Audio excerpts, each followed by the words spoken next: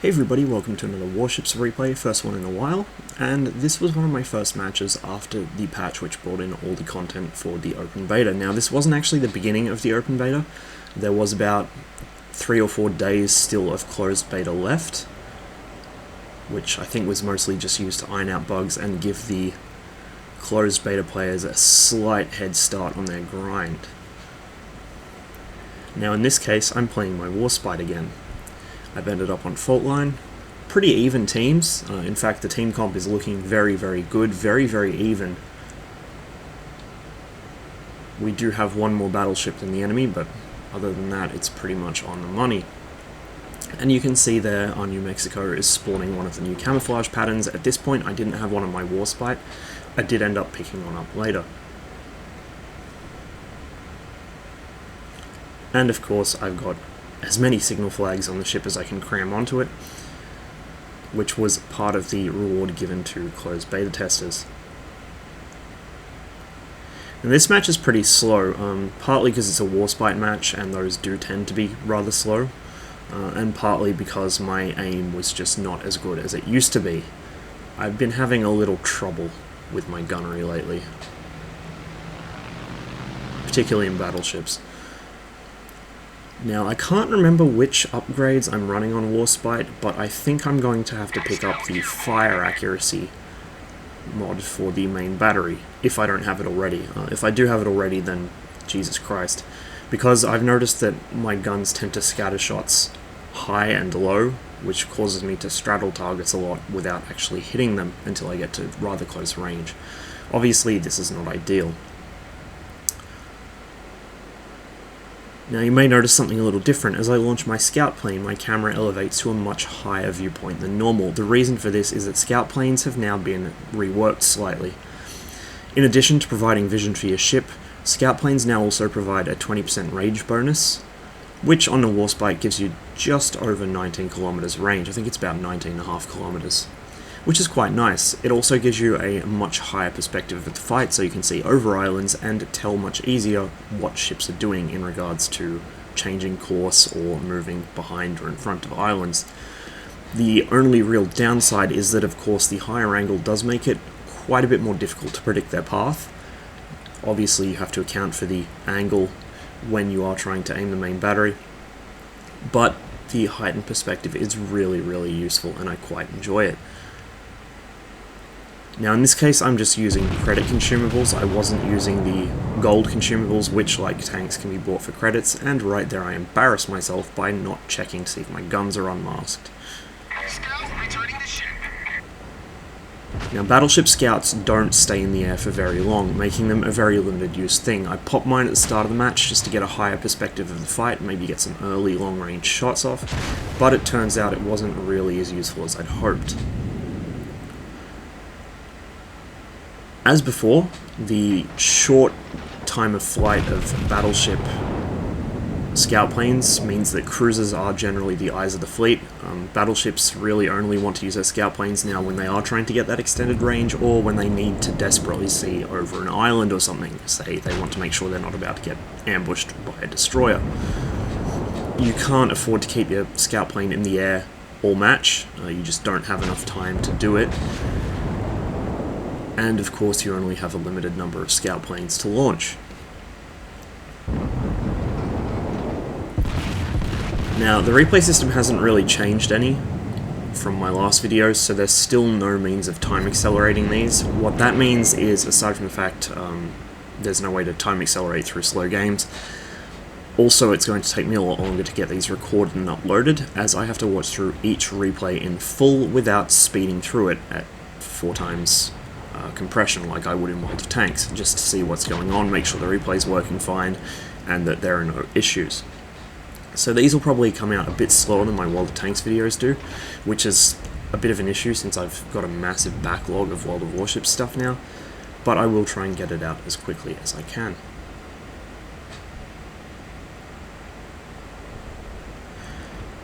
Now with regards to gold consumables, you can get them for each class of ships, and they're based on the various class bonuses. The most common bonus they give is a lessened cooldown. This is obviously enormously useful for the repair party and damage control team, and it's also useful for the scouts. Destroyers also get improved cooldowns for smoke screens and speed boost. And then of course the damage control team cooldown improvement is there for all classes. Now, the first thing I encounter over here is an Omaha. I know he has torpedoes, so you'll see me cutting my speed there to about half, just to try and throw his aim. I also begin a turn. Now, I have still got AP loaded. I don't want to really switch to HE here, in case a battleship comes out around the headland next. I was also hoping to get some Citadel hits here. Unfortunately for me, that just wasn't to be. Even though I hit him all around his Citadel there, it looks like the shells just over-penetrated. I did still do a decent amount of damage, but not really as much as I'd like. There is indeed a Wyoming in the back there, but he's heading the other way, and it looks like my next target will be the Atlanta. Now, at this point I should point out the differences in camouflage. There are currently 2 types of camouflage in game. Each nation has both, and really they're the same pattern, it's just that the main difference is colour. Some of the patterns are a little different. For instance, you can see the Atlantas here looks very much like one of the German camouflages from World of Tanks, just different colours. And the corresponding Japanese camouflage looks more like the French NATO camouflage in World of Tanks. Again, just different colours. US camouflage is blue and grey. British camouflage is sort of grey, green and brown. Japanese camouflage is varying shades of green, and the Soviet stuff is sort of like a cream colour, a blue and a grey. Now the spotted camouflage provides you a 3% bonus to your actual camo rating, so you'll be spotted from not quite as far out. The striped camouflage, which you can see the Atlanta using here, and which I prefer on most of my ships, just because it looks cooler honestly, rather than the bonus it gives, provides a slight debuff to the enemy accuracy when they're firing at you, which is really useful on battleships and cruisers, particularly when you're engaging at long range, because it does scale with engagement range. Now, a lot of people do tend to use the spotted camouflage on destroyers, because it does boost your concealment range slightly, but I actually prefer the striped stuff, because I play destroyers so aggressively that I'm usually lit anyway, and so I'd rather have the enemy missing me as I weave around between them. Get set on fire there. I've already got my damage control team on cooldown, but in any case, while it's just a single fire, I can usually afford to let it burn out. It's not going to do too much to me in the meantime. I'm not too worried about the Omaha really. He's nearly dead and he's pretty far away. There's a second Omaha way out there, not an issue. What I would like to do is finish this Atlanta, who is a constant annoyance, and being an Atlanta, he can basically keep me on fire permanently. I finally get the Citadel hit I was looking for, having screwed up my previous shots at this guy, and down he goes. I once again put my scout in the air, just to try and see what this Wyoming's doing. I knew he was turning, but I would like to try and predict his turn, which is a little more difficult from the standard aiming mode. Of course, the other issue with replays, other than the lack of time acceleration, is that you still don't have the proper scope overlay. You don't have the angle marking ticks, and so you can't actually see how much I'm leading this guy. Now, Wargaming also changed the way that the gun sight works. It used to default to the minimum level of zoom, it now defaults to the maximum. This is a pain in the arse, because I learned to lead targets at the minimum level, partly because I like to keep situational awareness, and partly because it was just the default. Also, it's obviously easier to lead a speeding destroyer at the minimum level of zoom, because you have more screen real estate to play with, more field of view. So now I have to remember to zoom out 3 clicks at the beginning of every fight, otherwise I'm going to miss all my shots.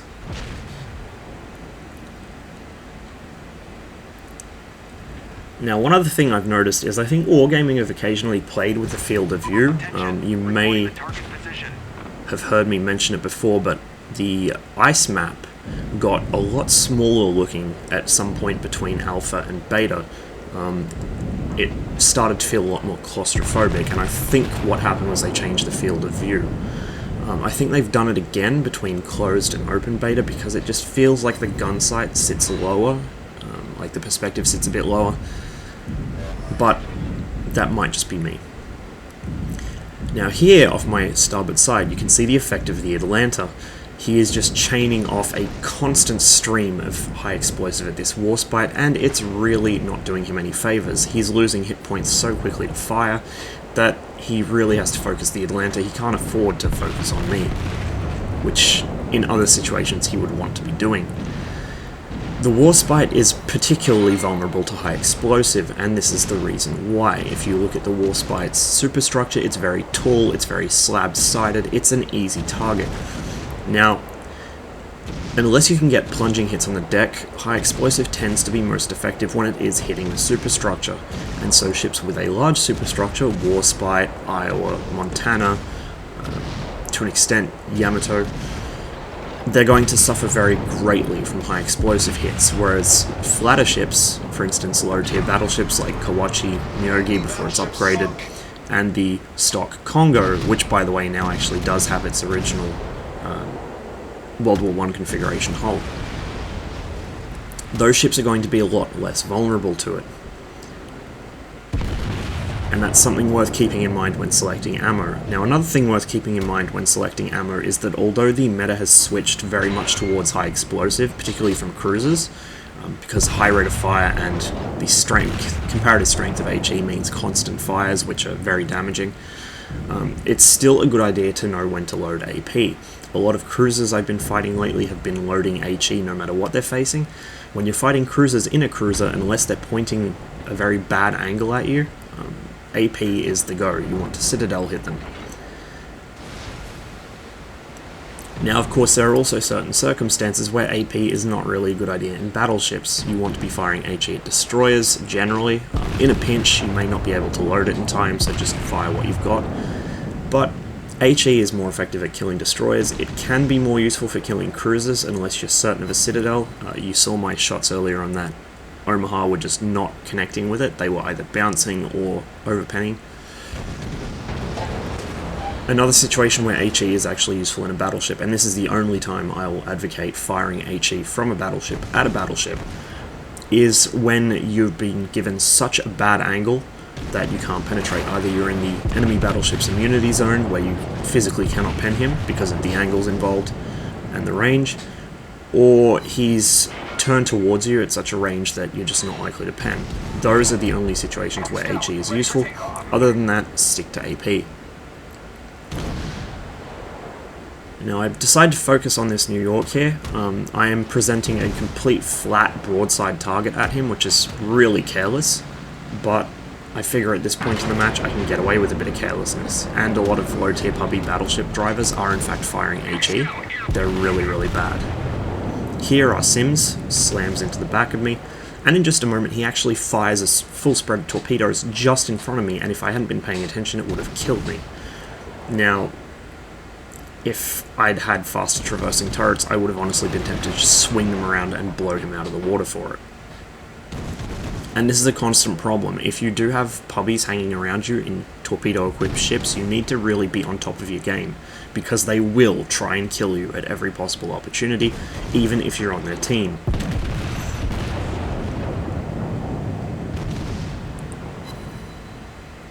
The Sims is firing over me at the New York, and you can see the drastic difference in shell trajectory between his 5-inch guns and my 16-inch guns.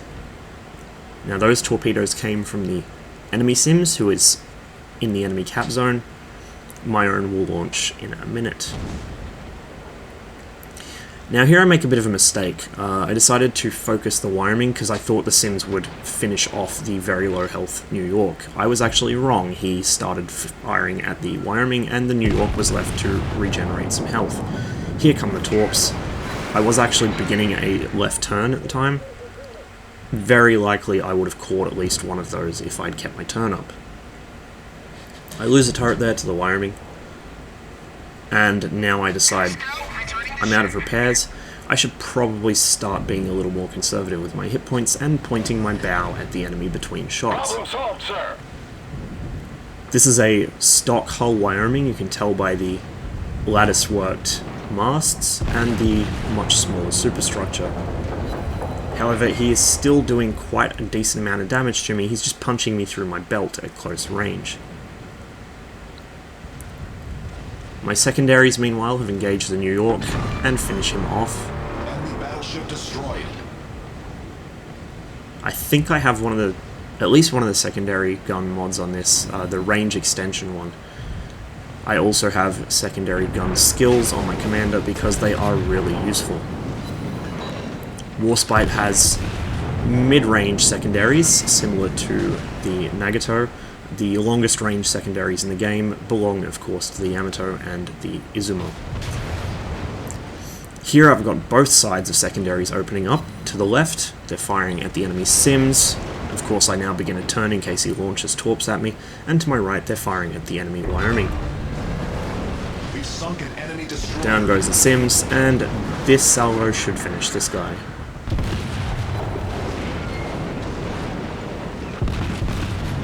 That looked like a magazine hit. We destroyed an enemy battleship. And that's that.